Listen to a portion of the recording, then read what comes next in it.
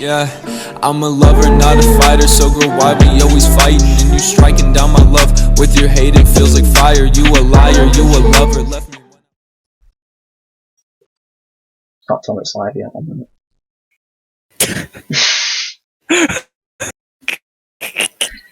Right, we're good. Right, yo guys, what's going on? And welcome back to today's channel. Got a different type of content for you guys today. We've got a podcast for the first time. Thought I'd do something different, and yeah, it's just one of those things I thought I'd try out. I've been hoping to do it for a long time, and let's get it on today. We've got a very special guest, in fact, on the first ever episode of this video, and that is Matt. Feel free to...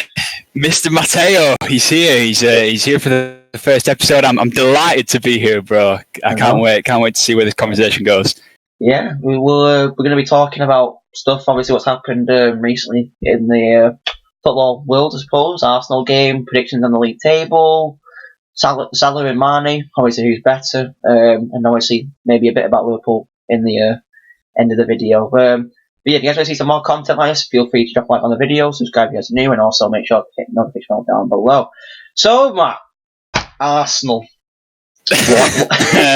What happened? Don't even say that word to me right now, bro. Don't even say that word. What a disgraceful performance. It's disgusting to watch how we can spend 80 million on Pepe and leave the defence so short at the back. Honestly, we're like a pom-pom trying to catch a ball in attack after attack after attack, and there's just nothing to answer for it. We've got clowns in defence. Not one of the defenders yesterday, I could say, safely had a good game. The best was probably Kolasinac, but Maitland-Niles, I'm all for supporting the youth. Don't get me wrong, but he was dreadful yesterday. The clown David Luiz, stupid penalty, and then Socrates. I don't know if you've seen the goal, Matt, but I've not seen the goal at the moment. It basically, the new Premier League rule where you can pass out from the back from a corner kick, you can pass to a defender in the box. Yeah. For some reason, Arsenal think that you have to do that every single time. Leno passes it to Socrates, as Socrates basically just passes it straight to Deulofeu, who passes it out again to, I think it was Cleverly. Yeah, it was Cleverly. Cleverly, first time, knocks it straight past Leno. Stupid goal. Yeah. But it's becoming a chore to watch. But it's you can see by the stats. Yeah, the stats. Just how dominated. Because obviously, you said before, it was like, what was it? Was it like 31 shots? Something. It is 31 shots, 31-7, I believe. Yeah, 31 which is just disgraceful considering how much attacking power we have. I know, because you got Aubameyang at top, who's your top goal scorer of the season so far. Just one of those things. To be fair though, with Pepe coming into the team, I thought it would obviously. I'm not like being biased over Pepe. I think he's done a decently good job, but obviously he's not providing the goals to help Arsenal. But what I've seen of him so far, I think he's just getting used to the league, and also the passing and all that stuff. Because he's just come from the French league. What's a bit of a, not won't say downgrade, but like a bit of a less type of quick paced type of football, and a bit more under pressure because obviously it's a bigger league to play in. But I just thought when I was like seeing the statistics, and obviously I think when you look at it before even the game in the start, you'd obviously think Arsenal should get the 3 points easy because obviously Watford bottom of the league, I think, or second bottom, I think. I'm not too sure at the moment. They were bottom yesterday. I'm not entirely sure whether the result yesterday put them, but I think they might still be bottom. Yeah, they're still bottom by 1 point. Wolves are second, then obviously Aston Villa who are third bottom. But yeah, I personally thought when I was predicting obviously the scores and stuff, I was thinking at least a 3-0 win for Arsenal, but obviously it didn't go that way, sadly. But it's football, you can't go. I think we all predicted kind of a big scoreline. At the end of the day, it's Watford, and while there are excuses you can give for Pepe, it's like 5 games in now. I think we're 5 games in, and while he's been able to do all these flashy moves and all these skills, and he's got past Van Dijk, the first, and not to rub it in, but the first person to do so for quite a while. At the end of the day, he's not had the end product, and well, I do agree that the French league is a bit of a farmers' league. It's not. It's Watford at the end of the day. It's Watford who have failed to pick up a win in the season. It's Watford who have been quite bad considering how good their squad is. They don't have a terrible squad, but it never seemed comfortable. Even at 2-0, you could see that Watford were very much still in the game, and they could have got goals. They could have got at least 4 goals, I think, today. There was one chance in particular towards the end at Doucouré. Leno pulled off a very good save. It was a poor shot in the end, but it was a very good save from Leno, and that really could have killed the game for Arsenal. And in the end, we're lucky to get 1 point, I think. I know, yeah, because I watched a bit of the episode, it was like towards the end, I think it was the last 4 minutes of the extra time, obviously, but when I saw, was it Capoue who ran like that really good, like, proper good run for a while, and then it just got, like, to the winger, I can't remember the word, but he got someone on the side, and then obviously Leno got the save at the end, but it could have been a whole different game if that went in, just the last, to kill the game off, but Leno, pulled off the save he needed to, so, I mean, I suppose it's better than losing, but at the same time, you expect Arsenal who are going for, well, I would say Champions League spot, really. I wouldn't say the league this year, but probably Champions League spot is their aim to be obviously beating Watford. But I'm still a bit curious on how. Obviously, I'm not an Arsenal fan, but Emre's lineup I think was a good decision. But I'm still I know people who also support Arsenal and obviously do like certain players in the team of Arsenal and stuff, but I don't think Xhaka should be playing, in my opinion. I don't know if that's like anything to do with Emre's decision, Matt, but I just think, in my opinion, Torreira from his season, his first season since he came to the club last season, to Xhaka being there all the time. I mean, Xhaka's a good midfielder, but I don't think he's anywhere near the standard of quality to Torreira, I suppose. But I don't know what you would think about that. But I think I'd have to agree with that. Xhaka, apart from the occasional long shot from 40, 50 yards out, sometimes it's the back of the net. More often than not, it ends up in the front rafters of the clock end of the Emirates. But I do understand. Torreira's start, especially to last season, was incredible, but I've been watching Arsenal this season and towards the back end of last season, and he's not been the same player. There was a lot of reports during the summer transfer window that he was uncomfortable at Arsenal and wanted to go back to Italy. But for me, he's not been the same player. Xhaka, he is the captain at the end of the day of the club. He offers a bit of leadership. While you would think we have a lot of leaders and leadership qualities in the team with Socrates, David Luiz, Xhaka, obviously, there doesn't seem to be anyone holding the defence together. At the end of the game, the Arsenal players were just walking round. Nobody really seemed like they wanted to take control and kind of jeer the team on to get the win. It was a very lacklustre and a very demotivated performance, I would say, after such a promising performance against Tottenham only a fortnight ago. It was a bit. It was like two different sides to Arsenal. An Arsenal that had a lot of fight, and then an Arsenal who was dejected after 2-0 in both occasions.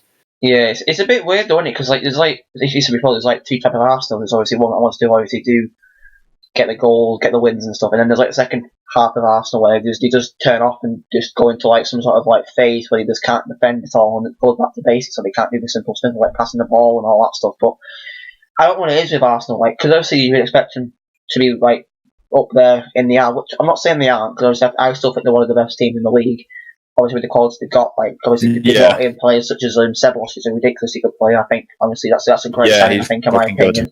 He's honestly, they should try and keep him. I think if he can get on the parent deal, that'd be a great signing for him. Obviously, also bringing Ozil to the team was a bit of a surprise. Obviously, because I wasn't expecting to be seeing Ozil come back. But I mean, obviously, he was because of that incident what happened a couple of weeks ago and stuff. Obviously, as well. But I still don't think he's match fit at the moment. But I'm surprised though. I don't know what happened. I don't know what's happened with Lacazette, but I was a bit not like. I wouldn't say I was a bit like, oh, Lacazette's not playing, but I was obviously. I don't know if he's injured or anything, or just give him a rest. I don't know what he is. to do. He's injured. Yeah. I think he twisted his ankle in the Tottenham game. I think. Yeah, because I think Arsenal do miss Lacazette when he's not playing. Because obviously he's like the Firmino of our team. So when we don't play Firmino in our team for Liverpool, it's a bit of a different attack situation for us. Because obviously we still create chances and still get goals, but we don't seem as like really intimidating at top. Which obviously you've got the pace to intimidate obviously the defence against people such as like anyone. So you got Pepe and obviously Aubameyang who just the quickest in the league. But you know, it's just one of those things I suppose. And it's before like football's really unpredictable. We do miss him. Yeah, you can't really. It is very unpredictable. You can put two top tier sides against each other, as we saw with Norwich and City. Yeah. City. They are a top side in the league. There's no question about that. They probably will be fighting alongside Liverpool. Obviously, we'll get to that at the end of the video. But I think they will be fighting each other for the league again this season. But Norwich, they outclassed them on the weekend. It was a convincing win. The scoreline probably didn't do it justice. The goal in the last minute scored by City was probably Norwich kind of just laying off, being a bit more comfortable. I think they knew they were going to get the win, so it really could have been a 3-1 scoreline. But that is football at the end of the day, and the Premier League is one of the most competitive leagues, and anyone could beat anyone on any given day. So it is interesting. Yeah, it's a bit weird, don't it? There's like you wouldn't expect Norwich to probably beat a team of City's standard, I suppose, would you? But I think obviously the atmosphere helped Norwich get the momentum, and obviously the motivation to go and win the game. Because obviously when they looked really strong first half, obviously just carrying the lead into half time. But you know, just when I was seeing the result, literally I was like on Sky Sports and just just seeing the results and stuff like coming through. Because I was just watching it a different game at the time. I was literally I was gobsmacked to see Norwich beating City. Obviously, I'm happy to see that happen, but obviously at the same time, I do feel like bad for City because obviously City fans would be like, "Oh, that should be an easy win for us," but it should have been. I would agree that. I would agree with the City fans, obviously, on that about saying they should have probably beaten. But I don't think with the game how it went for City, I don't think they should have won that game because I think they still showed obviously frustration. Obviously, with Jesus trying to get the goals and he couldn't get the goals because obviously they were a bit weak, but. I still think I'm happy to see teams like Norwich and obviously underdogs do the bigger teams over because it's good to watch, but at the same time you would expect them to lose to the big teams such as City because obviously I said before, as you said, Matt, City are probably maybe one of the best teams in the league apart from obviously Liverpool and the other ones that are out there as well in the top six. But said before, it's just football. You can't predict things like you can do, but half the time it can just go the opposite way that you think it might be, and it's just one of those things that you just have to just get your head over and be like, wow. That has just literally just blown my mind because I was never expecting that type of result to happen. But seeing that type of go on. No. Just to lead on from your point with the atmosphere that them kind of teams bring. As an Arsenal fan, especially, maybe not so as a Liverpool fan, because I think that they can comfortably beat every single team, bar maybe Man City, comfortably on any day. But as an Arsenal fan in particular, and as evidenced yesterday, these smaller clubs like your Watfords, your Norwich, your Bournemouths, your Southamptons, they are difficult sides to go to, especially on away days. To go and get a result against them, it can be quite hard. So if you go into the game thinking that you're the better side, you have a harsh awakening when you're 1-2-0 down. It's very hard to get back into the game, I think, after that. With the atmosphere and building on the players, the pressure levels are just increased tenfold. So it's very difficult to come back into a game. I know it's just crazy to see that type of stuff happen. I suppose so before it's just one of those things that you can't predict. But it was great win. Obviously, it was a great win for Norwich to just pull off that because fantastic win in fact. But it's just I was never expecting to see that happen at all. I thought obviously I think everyone would expect to see City literally beat Norwich probably what we did when we beat them. Was it 4 when we beat them at the start of the season? I think. Yeah. I thought it would probably been 5-0 or something like that. But seeing Norwich get a good win, seeing Norwich get a win like that though against, obviously, a top side. That's going for the title in the best league in the world is just ridiculous. And obviously, they came up from the championship last season winning it, I think, didn't they? Something like that. And, you know... I think so, yeah. Yeah, so that's just one of those things. Well, yeah. Predictions, Matt. What we saying predictions wise? Top 3 relegated, and then obviously the top 6 relegated. I would have to say I don't think Watford are gonna have the resilience that they had against Aresnal yesterday. We're a very poor side. Especially yesterday, we were a very poor side, and defensively, we're going to be weak all season. I think we're going to have to grind out a lot of results against them kind of teams. Yeah, I don't think Watford are going to get away with that against all the other teams in the league. Yeah. But I'd say Watford. I think I'd probably put Brighton in that category. Right. They're another team that are going to struggle this season with the quality of the teams that came up from the Championship. Yeah. They're looking right at home, especially your Norwich and your Sheffields. Aston Villa haven't done as well as I think what a lot of people thought, but I do think that they'll grow into the league. So Brighton, Watford, and I'm going to go for a bit of an outside pick. I'm going to say that Burnley. I was thinking Burnley. Yeah, I was thinking relegated. Yeah. They've got a good goal scorer in Ashley Barnes, obviously, but I don't know how long he can keep that up. So, what do you think?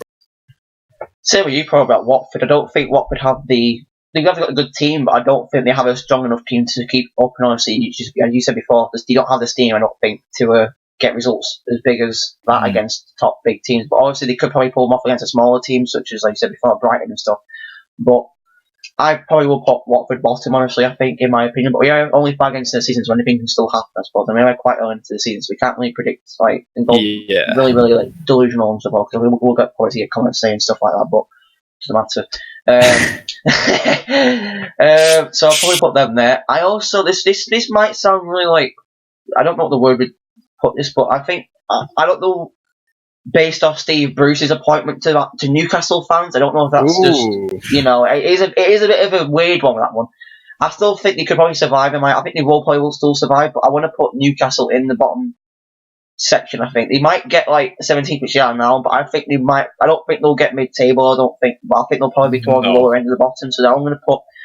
If I had to say, I'd probably put them maybe like third bottom, probably. But that's just a bit of a, it's more like 17th, 18th position now. So it's like kind of like third position bottom. But then obviously, I think same as you mapped with Brighton. I think because obviously they got a good. I can't fault with defence. They did okay last year defending games, but nothing up front really. Murray's a bit out of his prime anymore. He doesn't do as well as I think he should do anymore. Well, he's too old anyway, I think, in my opinion. They still got some good type of like good players, obviously coming through like the young ones and stuff. But I don't think they've obviously got the type of quality and obviously the attacking force to get goals and win games, I suppose. But they got good defence still. I'll admit that they got a good defence still. So with Lewis Dunk, I think, still there. I still rate a good keeper. They got what's he called, Matthew Ryan. I rate him. I really do rate him. Yeah.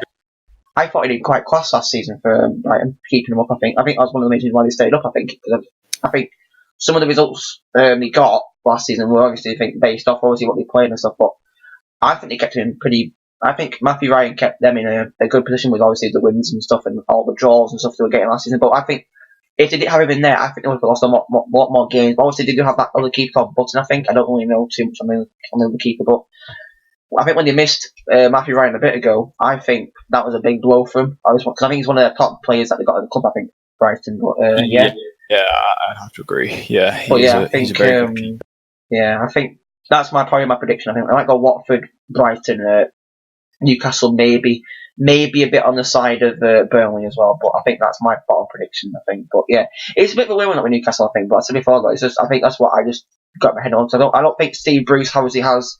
Don't get me wrong though, Newcastle do have a good team. I can't fault that. I mean, we played him at the weekend and we obviously got the result we wanted to get against Newcastle. But when we saw the 1-0 result against him, I was like, oh, this is not looking good first half. And then obviously he came out second half, obviously, because that's what we always end up doing. But it's just one of those things. I just don't think, same as Brighton, I don't think Newcastle have that good of an attack. Obviously they beat Tottenham, I can't fault for that. They beat Tottenham with obviously that goal against Joe Linton. That was a great goal. Can't fault it for that. But I don't think having one player at the top will help them. I think they need multiple like attackers and obviously multiple goal scorers rather than relying on one player. Because what happens if he gets injured? What are they going to do then?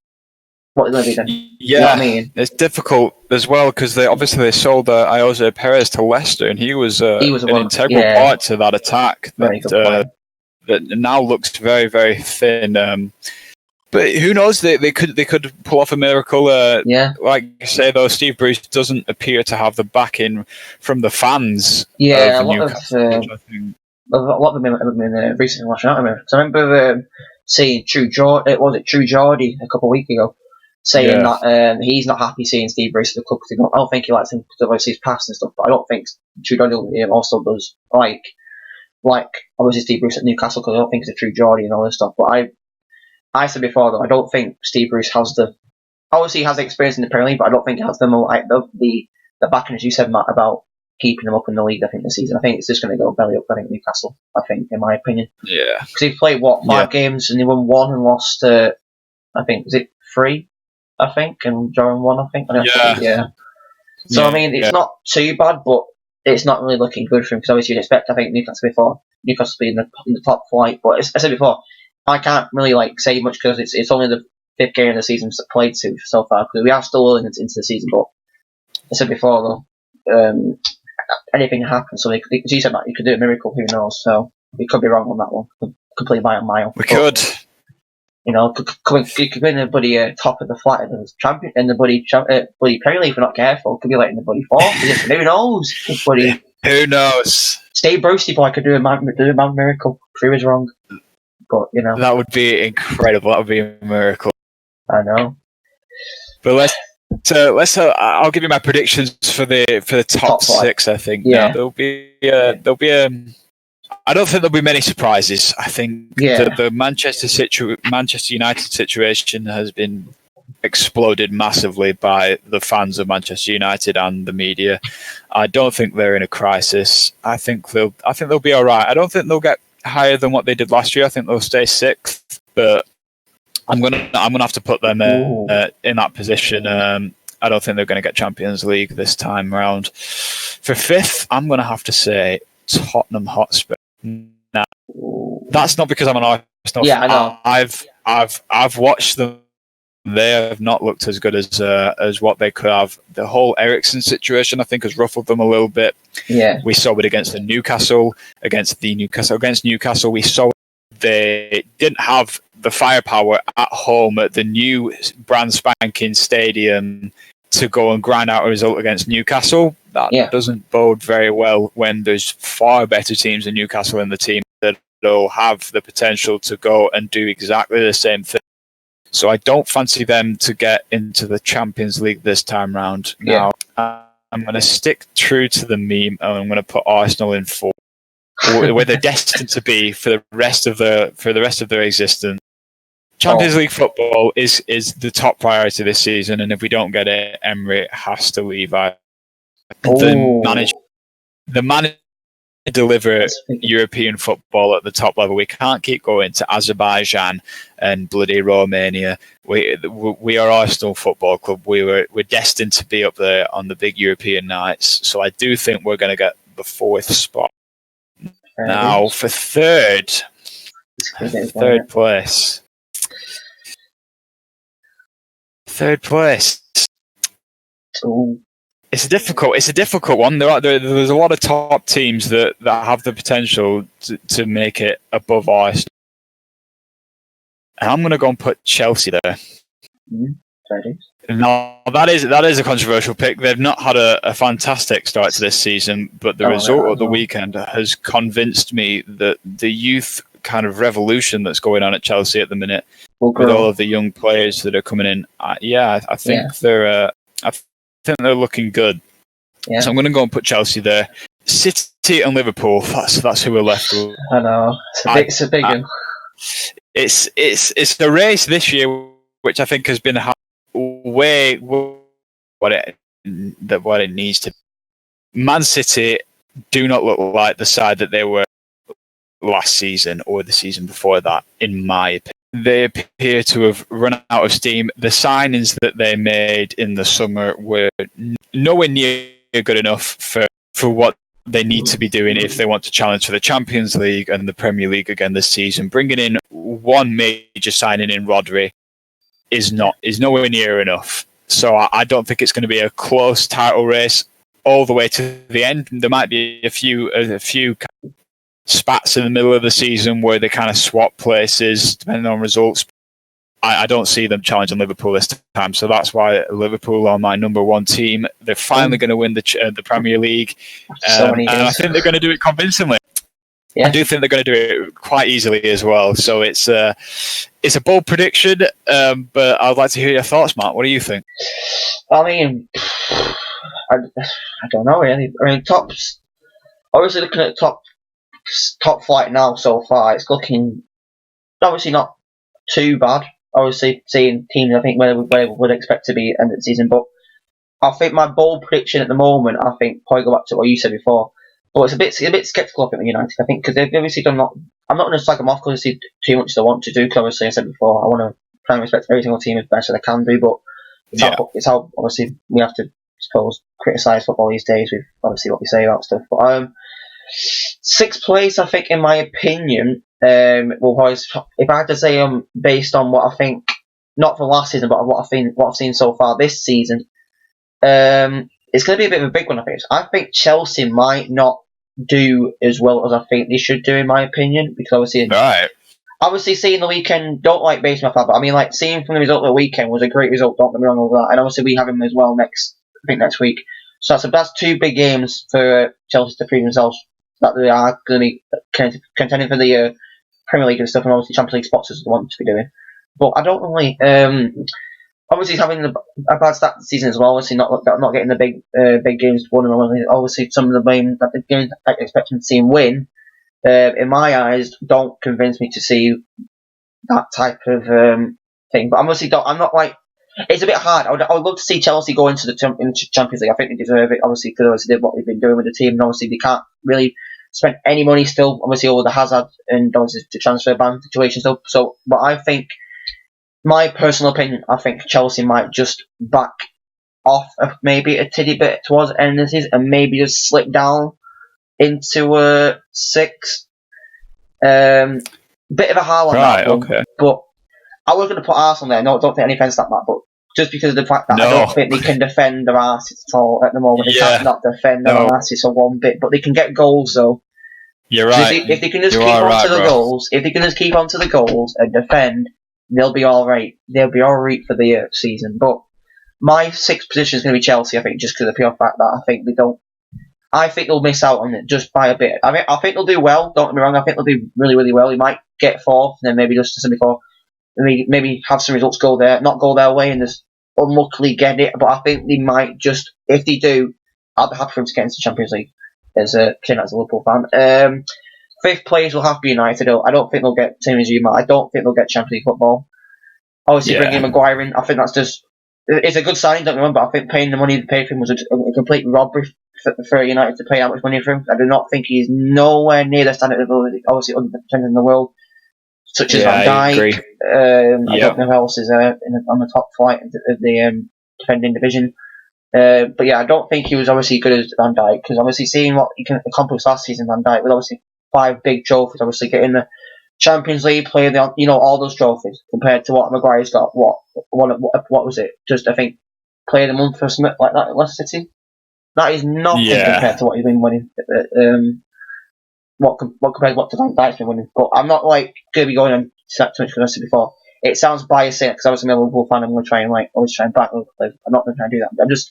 That's my opinion. I think personally, my United has been robbed. So I'm kind of saying it's a good thing for them because obviously that's a positive for obviously, you know what I mean. But it's hard to explain because obviously I think it's bad for what they paid for him, but at the same time it's good bringing a good player and that standard into the team. But at the same time, I think what they paid for him is just absolutely ridiculous. I think, in my opinion, I would probably say I would say he's over 50 million, but nowhere near. Like, what was it, 80 million paid for him, I think, Matt? Yeah, like I don't think he was anywhere near 80 million, in my opinion.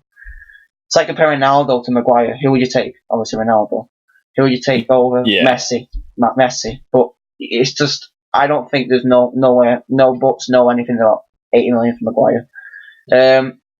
But back to my reason for why United are going to finish 5th. They have got a really good attack, though. I'll admit that they have got a good attack. Obviously, bringing Daniel James in, who's been scoring some banging goals. I saw they got against who was it, Southampton. I saw that. That was a good goal. I'll give them that one. That was a great goal. Obviously, Rashford providing as well recently. But yeah, it's a bit of a high one, because obviously I don't think United are still up to the quality that Man United fans are obviously expecting to get, I suppose, from that type of United team. Obviously, it's quite a young team still. But there are still some players in that team, obviously, like Ashley Young, who I don't think United fans are backing still after what happened last season, obviously, because he's been there for a long time and he's a bit old and he's a bit out of his prime, but he still can show, I suppose, signs of good stuff in his ability to help United win games. But I don't think having players such as Ashley Young, and obviously, I don't want to say too much about Luke Shaw, but I don't think he's an alright left back in my opinion. But what can I say about it? It's just my opinion. You know what I mean? It's just one of those things. David De Gea still doesn't convince me at all to be a good keeper anymore. I think he's just lost his confidence since what happened last season. Obviously, the Barca games and obviously the Everton game was a bad one for him as well. But I think he just needs to get his confidence back, really, because I don't think he's bounced back from what happened last season. And I think it's just I think he's dropped off a bit from what he thought he were. But it's a shame though seeing keepers like that. Obviously, he's confidence. Obviously, I'm a fan keeper. Not going to get too much about it. But yeah, I've been in that type of position before where you lose your confidence and obviously you start playing bad games, and it's a bit of a cycle, really. It's like you have good games, bad games, good games, bad games. But I think David De Gea has just dropped off from what I said before. He's just lost his quality, I think, from what he used to be. And he was obviously probably like 2 seasons ago where he was pulling banging saves. Like, he still does pull off the odd 2 saves, but he should be letting the easy goals just dealt with so much easier rather than just letting them go in and stuff. Because obviously, it's one of those things. It's just a bit of a bad one. But I still don't think Ole Gunnar Solskjaer is the right man. I don't think everyone's like saying he's the next Ferguson.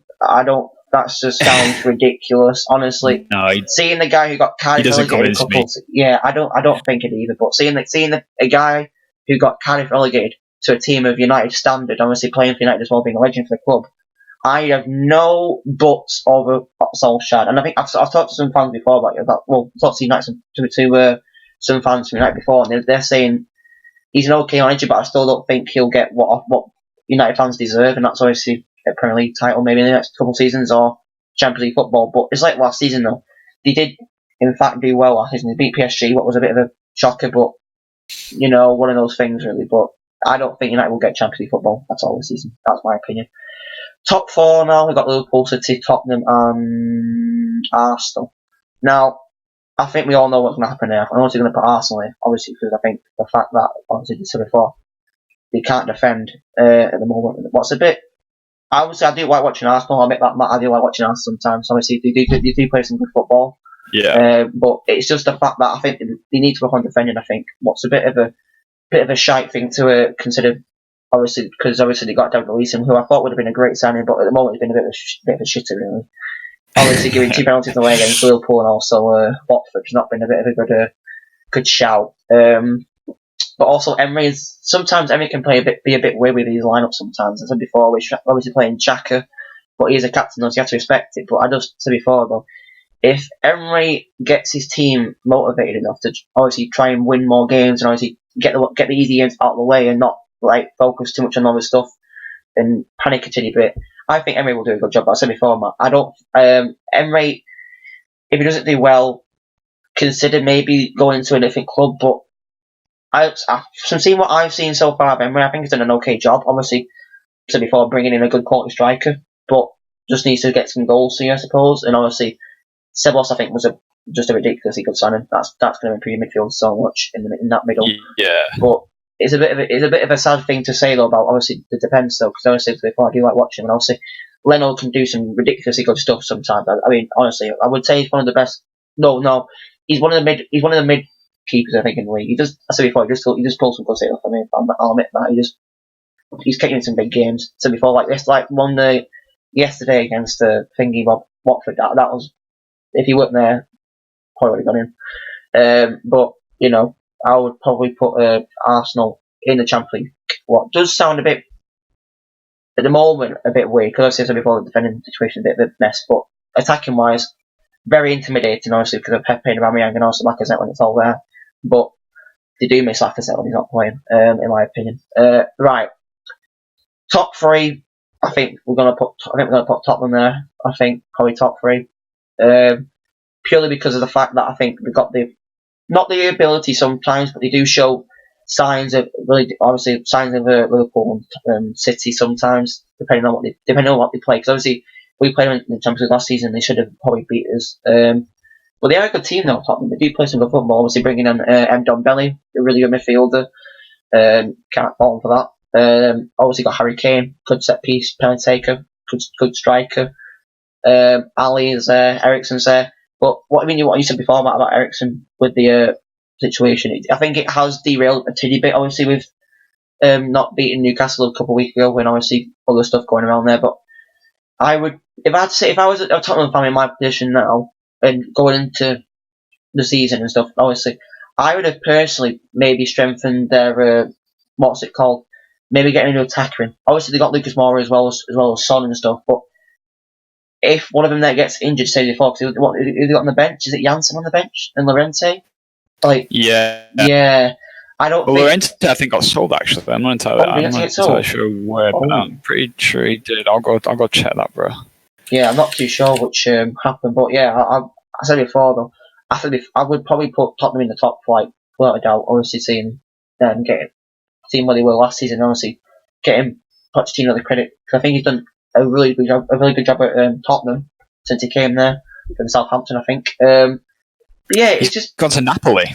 Went to Napoli. Wow. That's a bit of a shocker. Tottenham very, very short up top now. I know he might be playing against us when we play him in the next couple of days. I think Liverpool we play him, so he might be playing. But yeah, it's a bit of a weird one seeing the top flight. But in my head, I'm thinking Arsenal might go fifth, but I don't really know at the moment. But I said before, back to Tottenham, though, that's a different matter. But at the moment, Tottenham, I think will definitely get third, maybe get second if lucky. If one of us drop off with Liverpool, I don't think those two teams will drop off. It's probably the same picture as last season. It's like Martin before, though. I don't think of any surprises for us this season as much as last season was, with the 1 point difference and stuff. But yeah, I'll put Tottenham there. Now, you guys are probably going to criticise me so much for saying City going to go second because obviously I'm a fan, want to win the league, but I think it will happen this season. I think this will be the season where we actually do win the league. And all the memes are over for it because obviously seeing our win record at the moment with the 5-0-0 will not obviously stand as it is. We will lose a game, we might lose the odd 2 games, we might get a lot more draws the same as last season and stuff, but I think we will win the league without a doubt. But seeing City and saying what Matt said before, back to City before, with the whole different side of City from the last couple of seasons of seeing them, they have improved a lot. I'll admit that. Probably one of the best teams in the league. I mean, maybe the best team in the league, as bad as I hate saying that sometimes, because obviously I don't like City, obviously.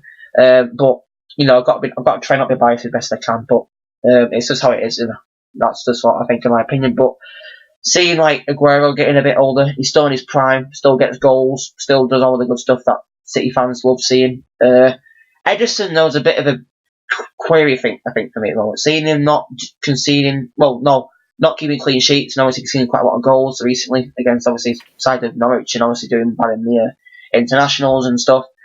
It's a bit worrying for City fans, I think, in my opinion, seeing that type of quality of a keeper from what we've seen back off a tiddy bit. I'm not saying he's like done a David De Gea and gone down in the stinker. He's a good keeper still, same as David De Gea, but as I said before, David De Gea just lost his confidence. The kid, he's lost it. He's a whole new guy. Well, Ederson's still the same guy, but just slacking a tidbit, as I said before. I think he's losing confidence a tiddy bit as well, but still one of the best goalkeepers in the league, I think, as well. You can't fault him for that. Obviously, if he's winning the league, he has to be up there, but that's obviously based off the defence as well.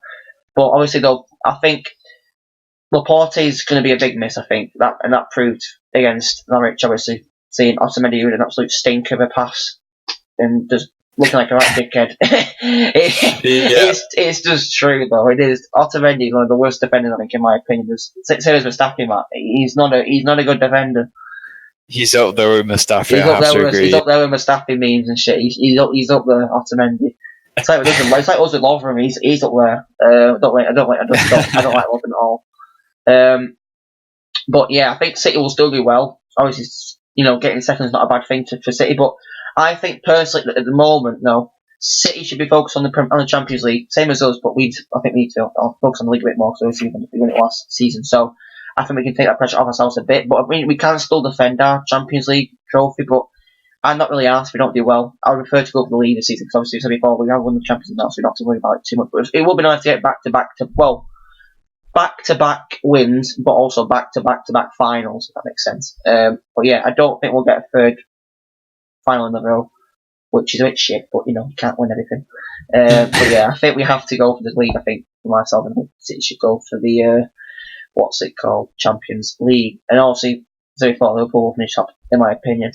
It's a bit weird though. I mean, I think we will do okay. I think we'll obviously have another outstanding season. I think for Liverpool, obviously, I think Klopp's the right guy for us. Obviously, changed our team from what we had before. It's a whole different manager. I think, in my opinion. Obviously, seeing managers such as Brendan Rodgers and Buddy Roy Hodgson and Kenny Dalglish, we've had a lot of them. Those managers have our experience, but nothing like Jurgen Klopp because he's won obviously league titles and stuff as well as other ones, such as Rafa Benitez and stuff. But in Champions League, but I personally think we will win the league. I know you guys can. If we go back in the next couple of months and go, oh shit, we're third. It's not end all be all. It's not the end all be all. You know what I mean? But it's like saying if it goes to the end of the season now, we don't win it. I'm not forced. It won't bother me. But even if we don't come up with the trophy soon, it doesn't bother me. We're still improving. Obviously, we're not to the quality I think we should be still, but we are really, really good. I think we are a good side, same as other teams in the league, such as Arsenal, Tottenham, United, and all that stuff. All them teams are looking good still. And it will be a good like a good little battle, I think, this season. I think, but to be fair, there will be no surprises, all that stuff. I think it will be City and Liverpool at the top, but it's a bit weird though. It's a bit like with MMA, Matt, with Jurgen Klopp with his lineup sometimes. You don't make me convinced to get wins sometimes. You know what I mean? Like. Yeah. It's like we're playing what's he called? He tends to play he don't play Keita sometimes. What's a bit frustrating because I think he's a good midfielder. Doesn't play Shaqiri as much as I love to see Shaqiri. I think he's underrated. Shaqiri is for his age. Absolutely. I think he's a really, really good player. Obviously getting from the Stoke last season on a bargain deal, but what can I say about that? But it's just a bit delusional sometimes what Klopp can actually do. But I think he's just.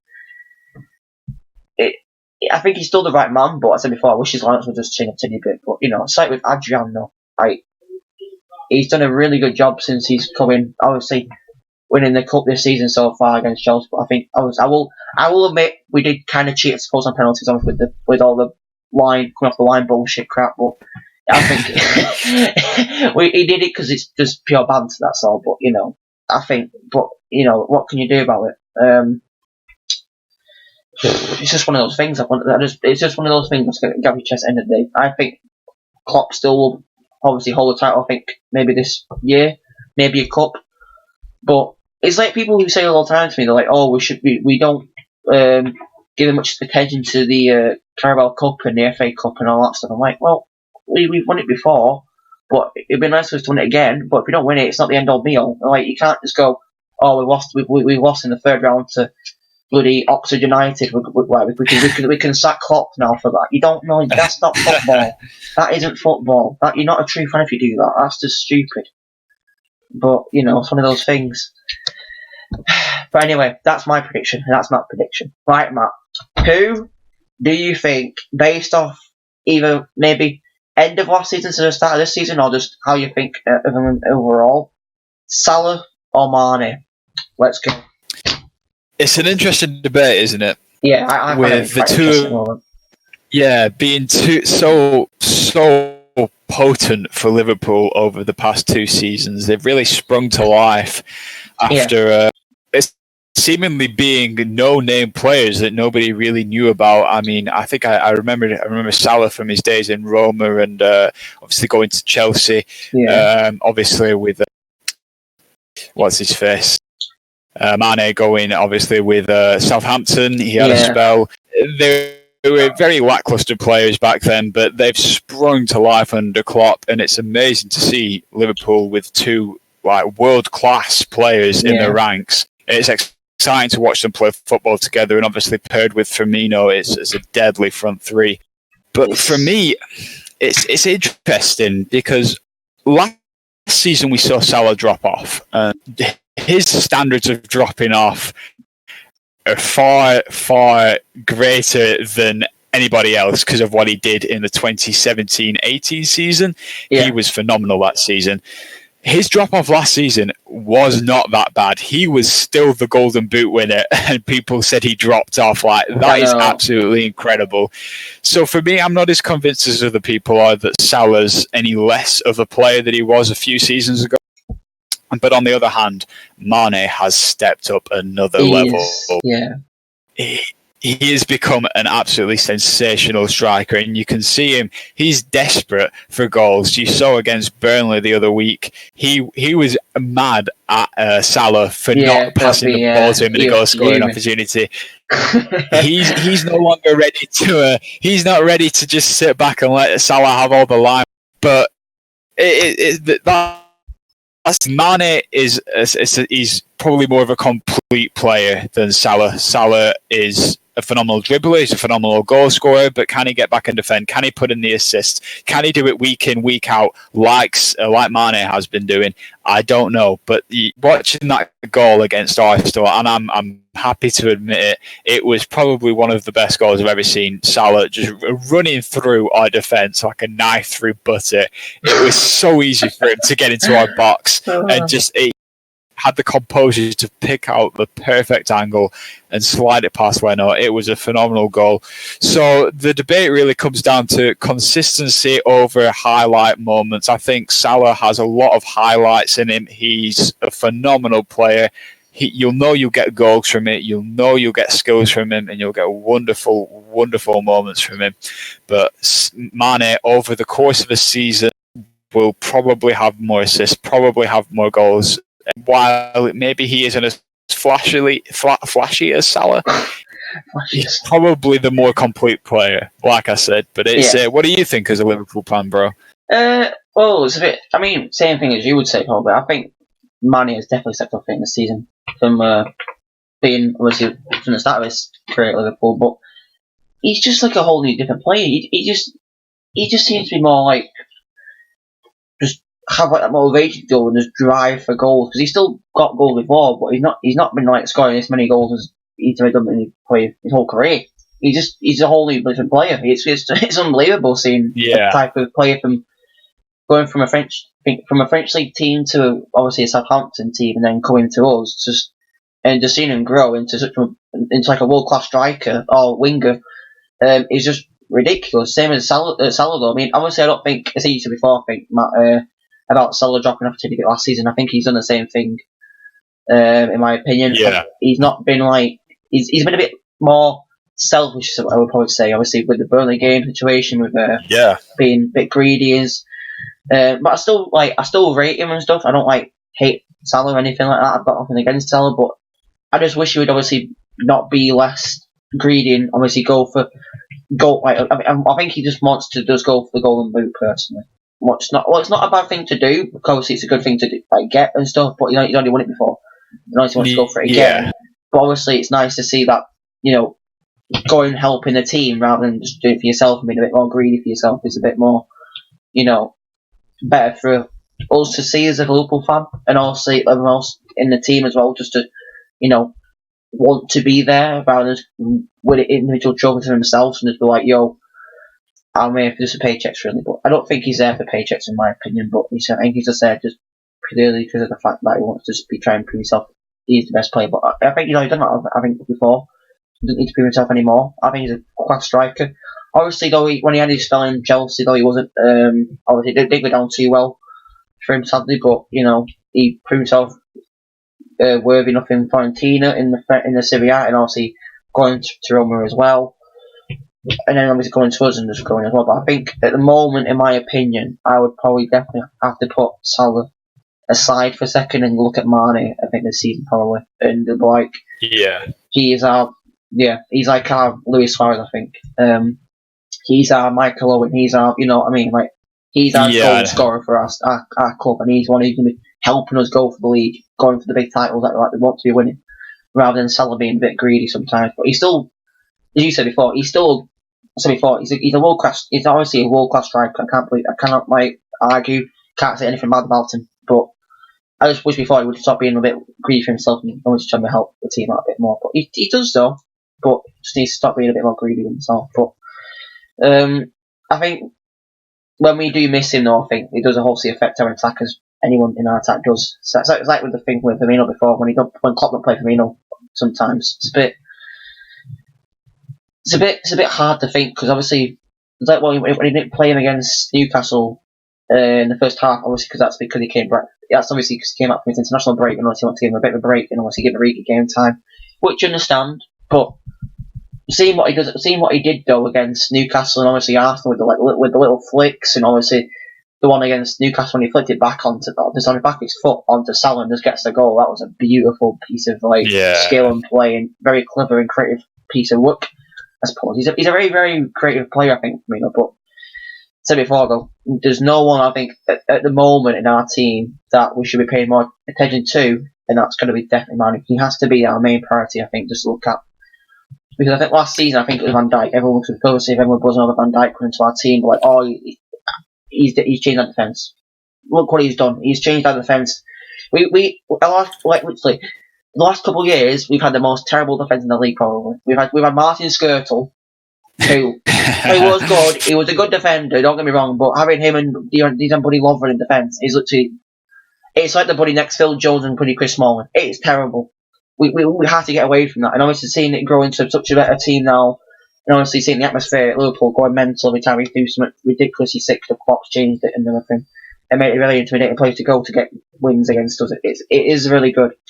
Obviously not losing, I think, a game for God knows how many, I think, like 2 years now? I don't know, a year and a half, I don't know when they lost against Anfield, but it's just ridiculous seeing Liverpool doing so much better than what we used to be, like, getting 8 full time and, you know, it was crackers, but seeing us get back up to where we think we should be is good to see. But obviously, I said before though, my personal preference at the moment has to be Salah. No, Mane. Shit, no, Mane, not Salah. Fuck Salah for the time being. But the more Mane has to be our main priority. I would have to agree, bro. He's a sensational player. The whole Liverpool team makes them two players shine. Obviously, Firmino goes under the radar for what he does for the pair of them. Like you mentioned, Van Dijk and the work of the rest of the defence, Robertson, Trent Alexander-Arnold, Alisson, they're all combined together to make an absolutely phenomenal squad to watch. And they thoroughly deserved the Champions League last season, and I think they'll thoroughly deserve the Premier League this season. Yeah, it's just one of those things, isn't it? I think people such as obviously seeing Trent and Robertson grow into ridiculously good wing backs, because obviously they got more assists last year than Buddy Jesse Lingard has had for the last couple of seasons. That's ridiculous.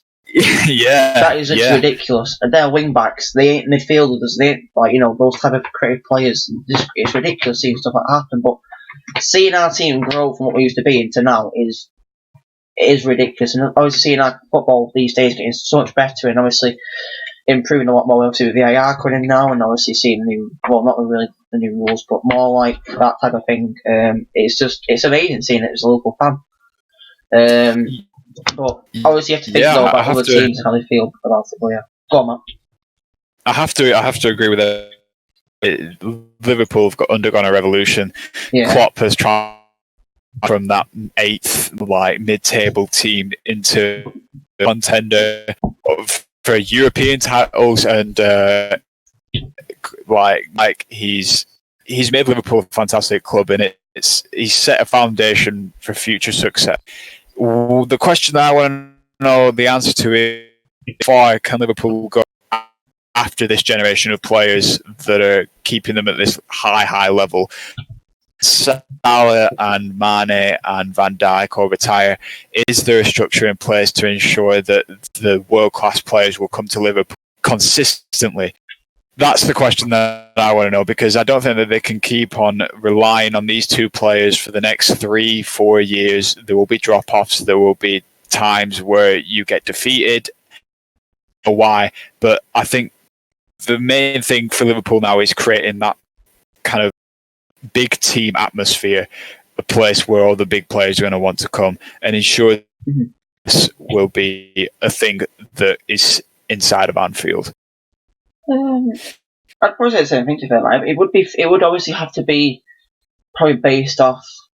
I think if we do youth way, in my opinion, I think that will maybe not bring out a result such as obviously the Van Dijks and the Manes and stuff, but it's a good way to obviously build players into good players as youth. But I still think if we prove ourselves a good team as which we are, and consistently go for titles, I think we can probably attract more attention to our club, obviously, as we want to, obviously, as much as we can, so we can get more, get the bigger players in, and obviously get some players, back into our team to help us out when we do lose players such as Van Dijk and obviously the Manes and the Salahs and all that lot. But yeah, it's a bit of a weird question, and obviously a bit interesting as well to hear some of the different type of fan, because it's not, it's not a fan of our club. So yeah, I think it'd be interesting to see that. But it's like with any other club, though. We have to just try and attract as much attention to their club, obviously, to try and attract the biggest players they can do, in order to try and get the newest talent that's on the radar. That's not actually maybe in our league or in our team at that time,